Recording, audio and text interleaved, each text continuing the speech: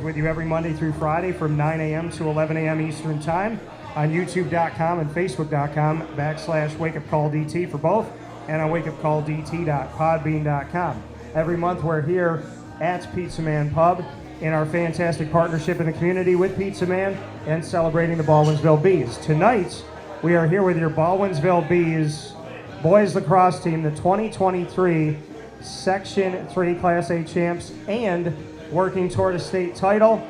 3 times in a row we're talking sectional title, and another opportunity for a state after last year's run, and the year before was the COVID year. So like I said before, we could have easily been talking about another run that you guys have made. So with that being said, I ask for you to give a round of applause to your team once again, and to these gentlemen that are up here with me, Patrick and Dylan.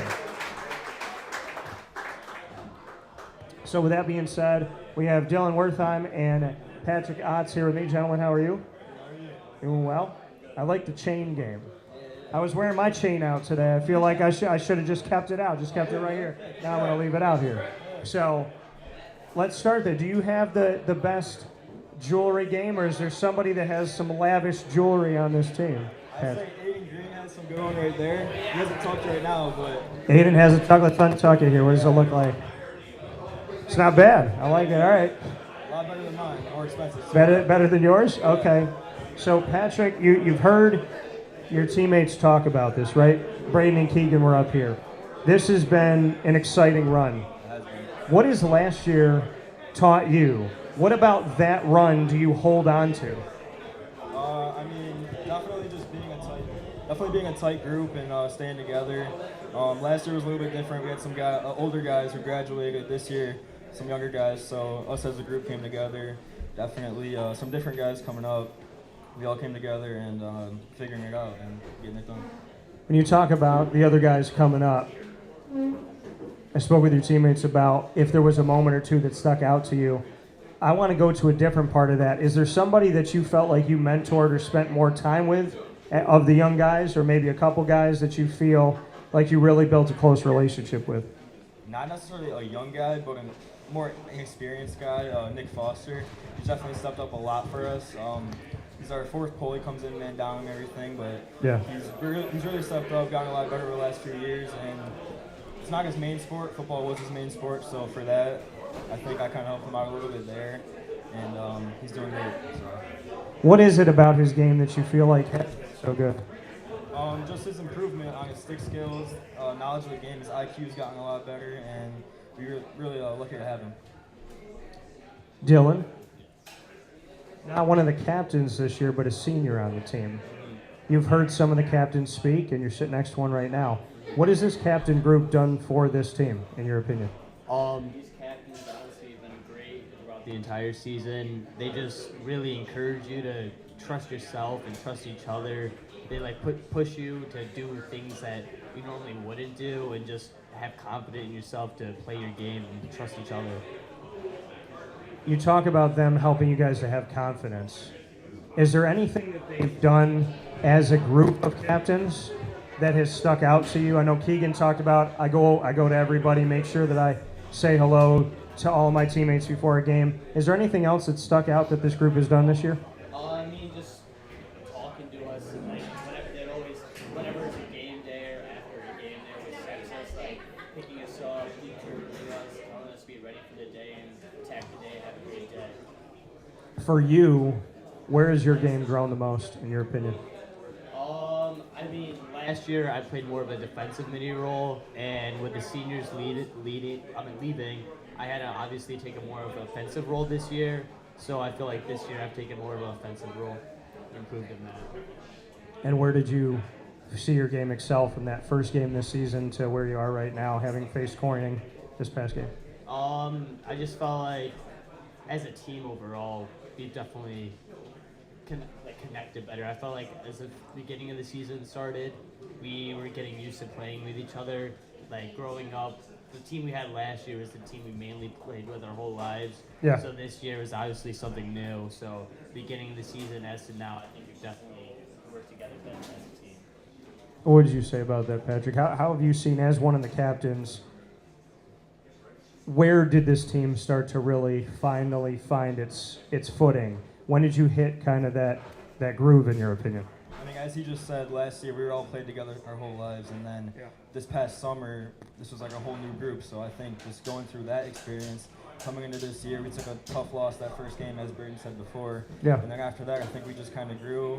Guys came together. We realized what we have to do to make it happen. So We've done the Tell Me Something Good. Coach isn't here right now, but I want to hear something good about Coach, Patrick. You say about Coach Wilcox. I think Coach is always on top of us, especially on the defensive end with our coaches. They expect a lot out of us, so whenever something goes south, they always look on us to pick it up.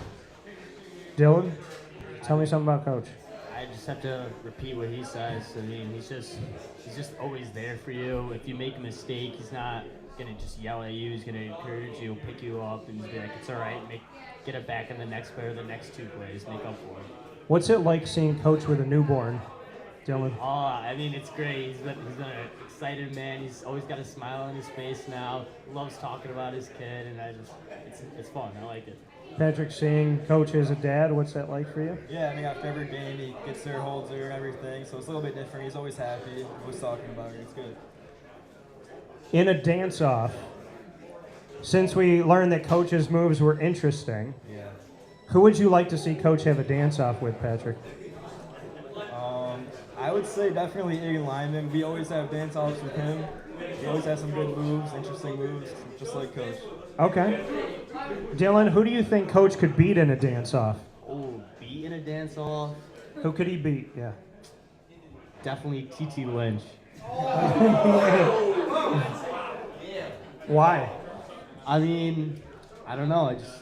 T.T. doesn't get down on the floor like that. Coach is just different at it. Okay. All right. Fair enough. So, Patrick, I'm going to go back to you for this. When you have the world of sports and you're living in this world the last few years where life has been strange, things have been taken away from you. The world in the last few years for anybody has been weird, but you're a kid. So your adolescence, your childhood, you being a teenager, it's been very uniquely different.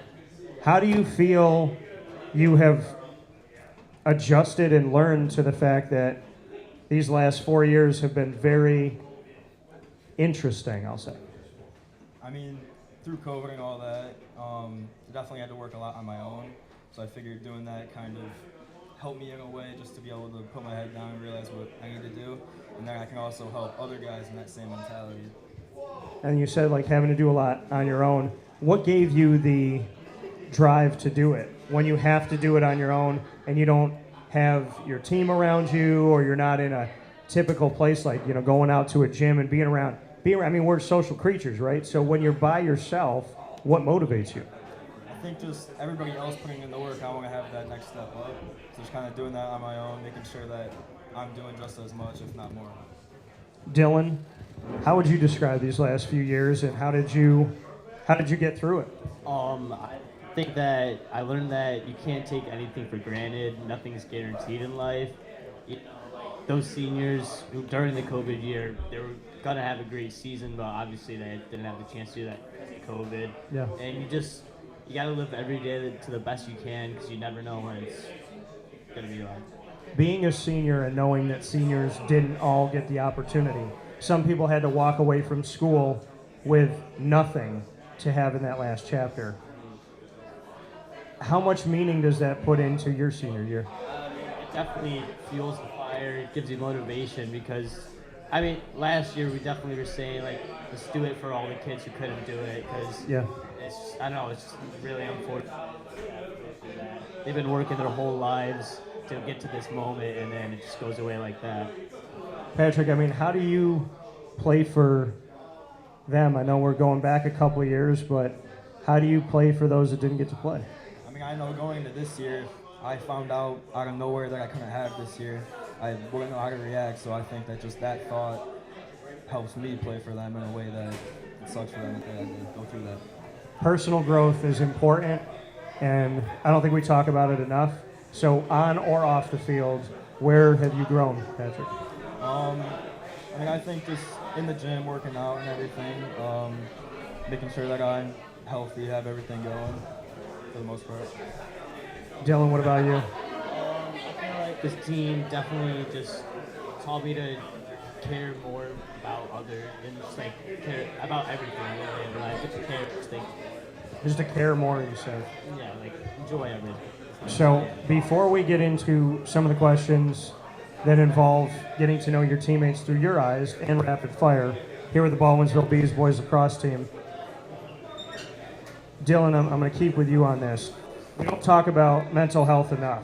When I was in high school, if you had any problem, if you were being bullied, if you were stressed out, people would say, "Get over it. You're weak. Don't act like that. Knock it off." That's all we heard. Get over it. It doesn't matter. You're fine. Nowadays, I don't know if you guys feel it in school, but there's at least talk about mental health. There's professional athletes that say, "I'm going to take some time off."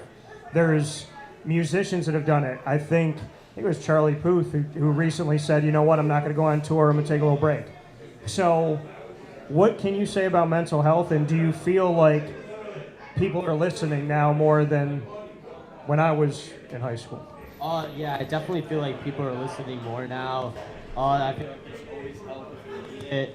People are always like reaching out for you. And also, last year we wore these stickers on the back of our helmets called 15 for Life. And I feel like that's just like a small step just to spread awareness more. I feel like people are starting to care more and show more attention to it. Yeah, and I think there's definitely importance to it. Mental health-wise, Patrick, how do you feel we're handling it right now? Yeah, I mean, same thing you said with the 15 for Life. We had a guy come in last year, talk to us about it, saying that, you know, if you are struggling, to get help, and there's so many different outlets now. I feel that it's good. You know, and I think we need to do this because I think people need to hear that. We love to win games. We love to have a good time. But for anybody that is out there listening or watching in our community, in the country, or around the world, for those of you that are struggling, I want to do one thing for you here, and I want everybody in this room to join me in this. Can we give a round of applause to everybody out there that's fighting to let you guys know that you're not alone?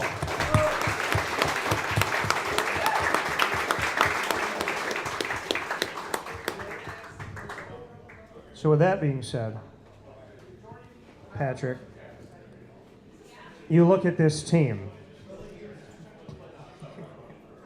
and I want you to choose for me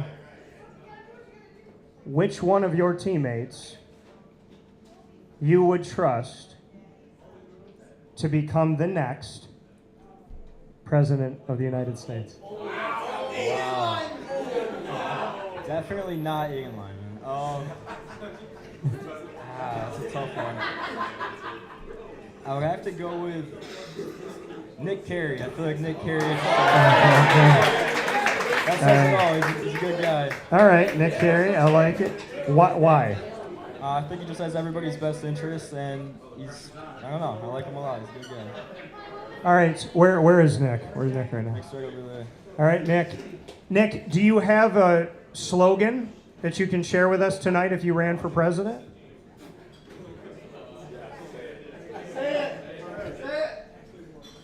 Anything in the world?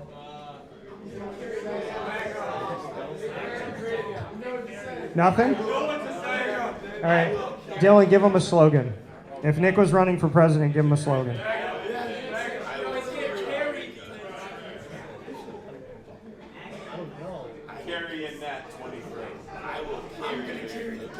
I will carry America. Okay. All right. I will carry America. All right. Okay. All right. So, Dylan, let's say that you are in a situation where your ship is sinking and you need to trust someone to save your entire team.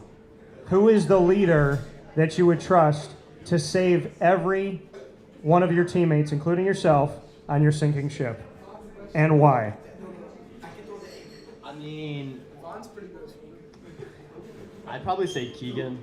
Probably just because he's a great leader for our team, and he's always going to keep everything in check and just be, I don't know, I feel like he'd be the best person for the job.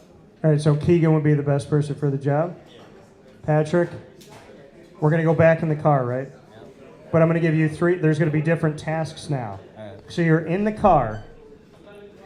I need you to tell me who you would trust to remember everybody's luggage. So you need a responsible and dependable person. Second, I need you to tell me who's going to cook when you get to your destination, who's going to be the cook every night of the trip. So I need a dependable luggage person. I need a chef on this team. And the third thing I need is the person that you are going to trust to, I got to really think about this one.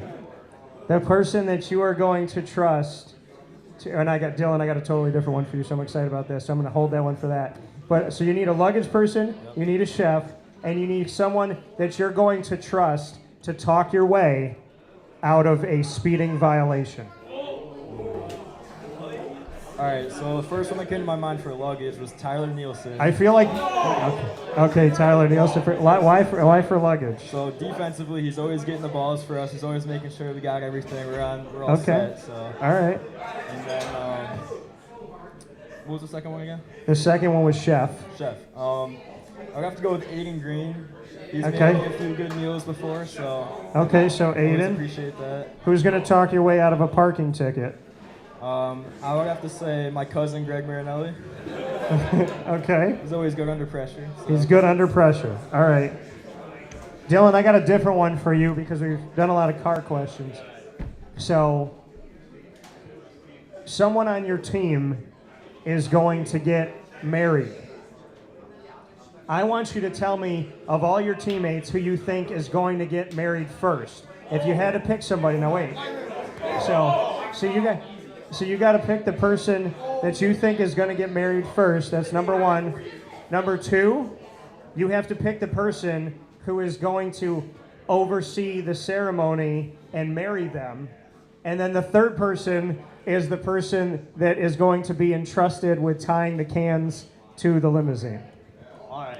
Well, the person getting married has got to be Nick Foe. He's been in a relationship for like 5 years now.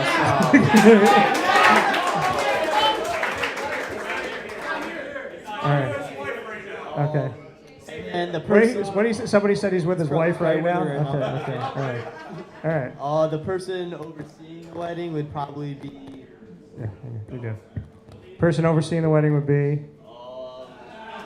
Who's going to be the person marrying them? I feel like it'd be Garrett Sutton. Okay. Why? I don't know. I just feel like he'd be good at it. It'd be funny. He'd be good at it? Okay. And then the person tying the cans, I'd probably give it to Luke Spittoon. Okay. Why? I don't know. I just feel like something you enjoy doing. Enjoy doing it. All right. Fair enough. Dylan, I'm going to stay with you on this. Bringing it back to the lacrosse field, what did you learn from the Corning Painted postgame that's going to help you here in your midweek matchup against Pittsburgh?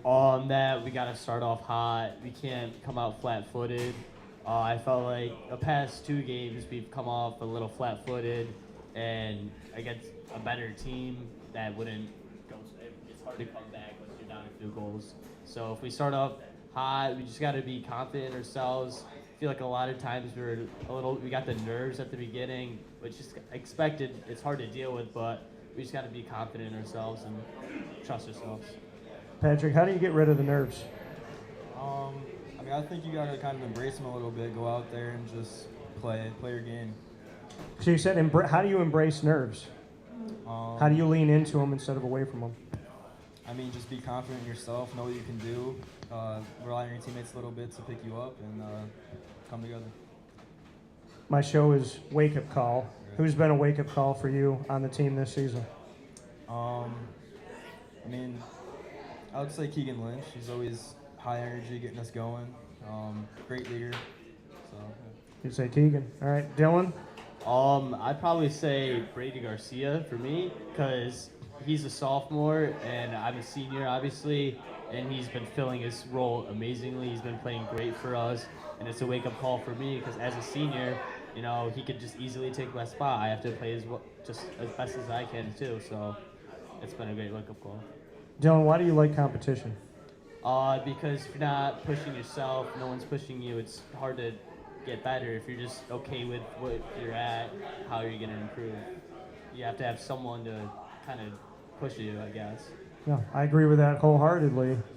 Patrick, why do you embrace competition? And I ask you guys this because we live in a world in college where with the transfer portal now, there are guys that are using it in a way where they're leaving a bad situation. But there's also men and women that are arguably using it to run away from competition. So Patrick, why don't you run away from competition? Yeah, I mean with the transfers and stuff, you never know what's going to come along. You never know who's going to be there. So if you have constant competition, you're always going to be working on your game, always going to be working on yourself. So always going to be getting better. Why do you like it? I mean, it keeps you going, keeps you awake. You don't get satisfied with anything. So. Tell me something good about Dylan before we get into rapid fire. I mean, on the field, he's a gritty player. Always finds a way to get it done. All right. Dylan, tell me something good about Patrick. I mean, he's always there for me if I need him. I know if he's guarding a kid, he's going to stop him easily. I always have my trust in him, and yeah, just a great player. 3 words to describe this team right now as you get ready for Pittsburgh. Pittsburgh, Dylan.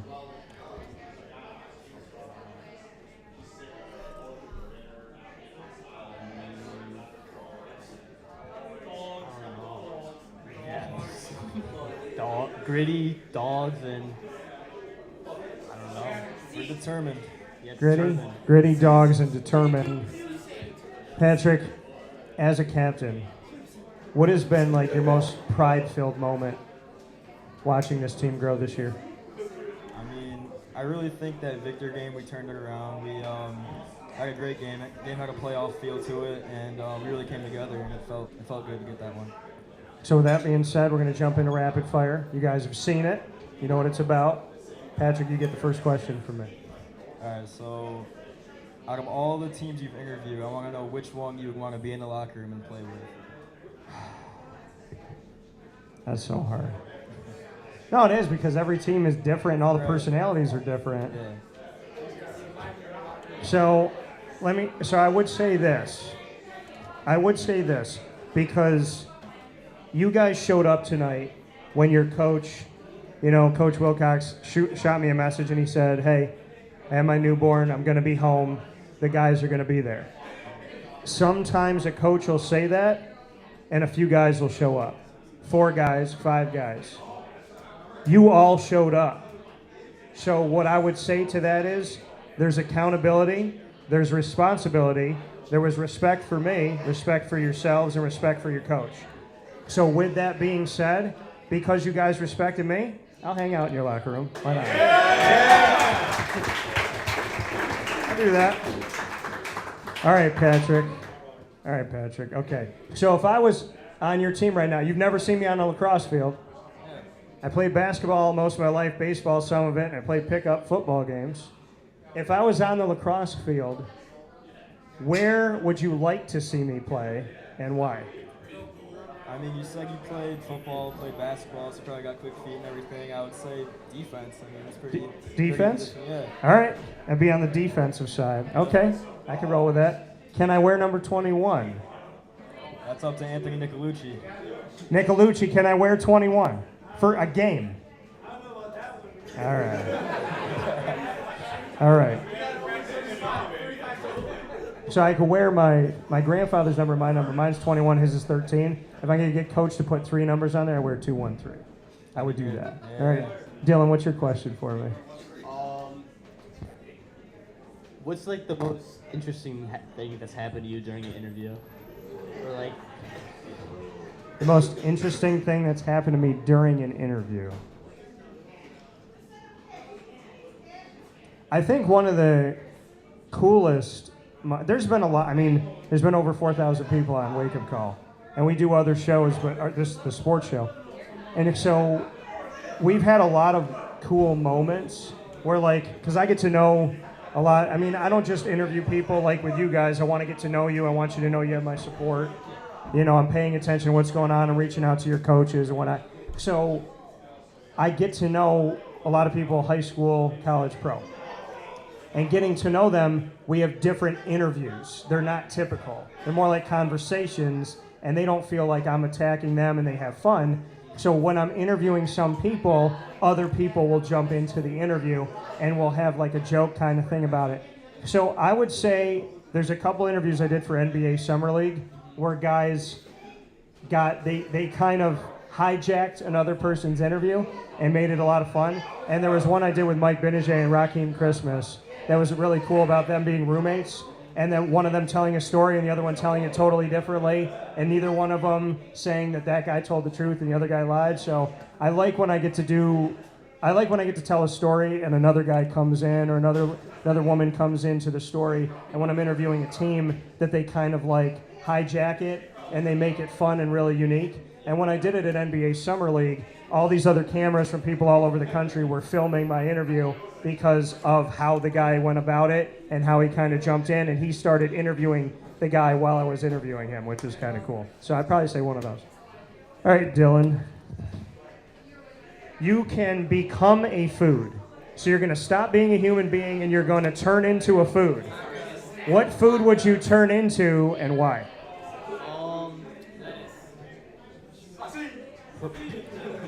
What did he say? Sausage. I'd probably say something like gross that like people wouldn't want to eat, so that no one would want to eat me. So it's like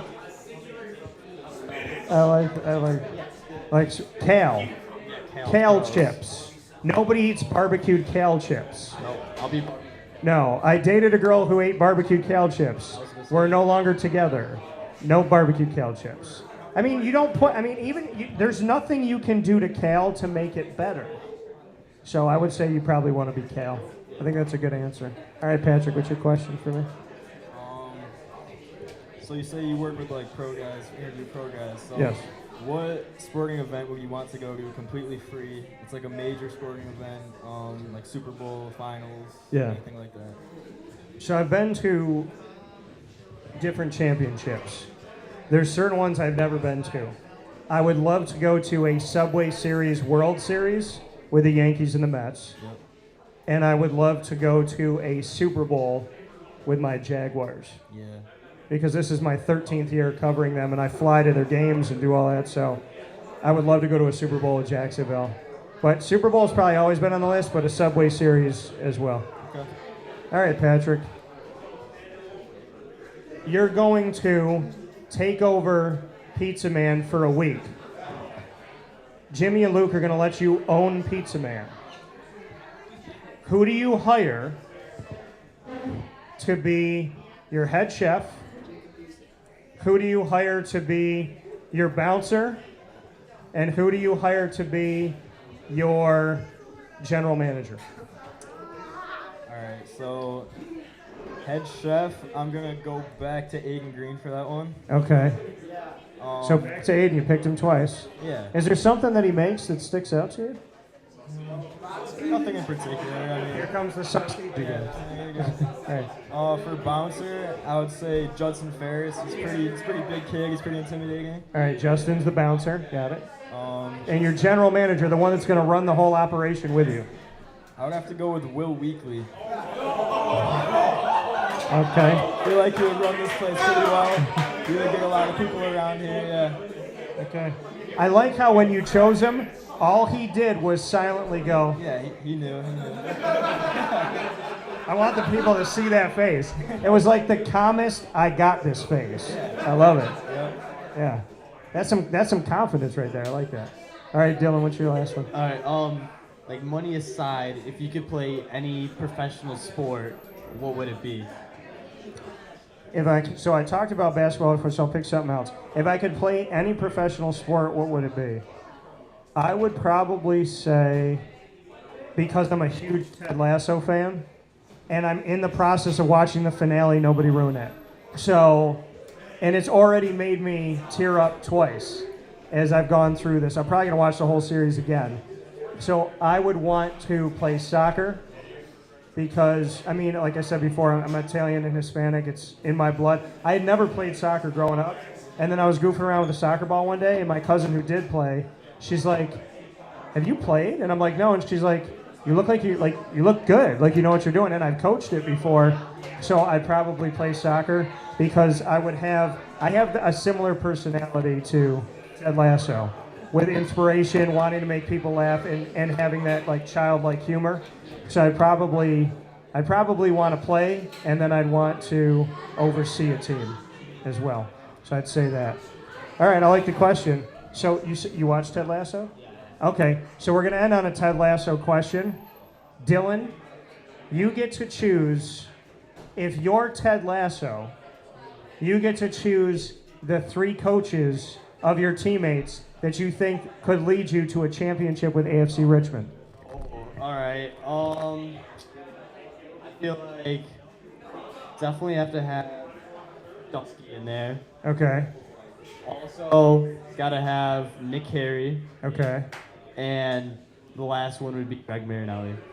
Okay, why did you choose these 3 gentlemen? You know, they're all just like Dusky, for example, backup goalie, but he's always locked in, always ready to do what he's got to do. So he's a silent killer. Greg Marinelli, you know, the same thing. He's not a silent killer. He makes his presence known, but he's doing to be good at it. Carey, I don't know. He's got a good soccer brain. Got a good soccer brain. Okay, so with that being said, for Patrick Otts and for Dylan Wirtheim, as well as myself, Dan Tortora, here on the broadcast. Almost said my name wrong. How about that? Dan Tortora, 19 years of broadcasting. That's a first. So with that being said, here on the show, before I end it with Baldwinsville Bees Boys Lacrosse team, already sectional champions, working toward a state title, I'm going to end this with something that comes from Ted Lasso, and that is that all you guys really, truly need coming up this Wednesday, and hopefully beyond, is to be there for each other, count on each other, trust yourselves, block out the outside noise, and the most important thing that you can do, that I learned from Ted Lasso, and I learned from my grandmother and my mom, is if you have one word, it's all you need. You guys got to believe. And I believe in you. Let's go win a championship. Give them a round of applause.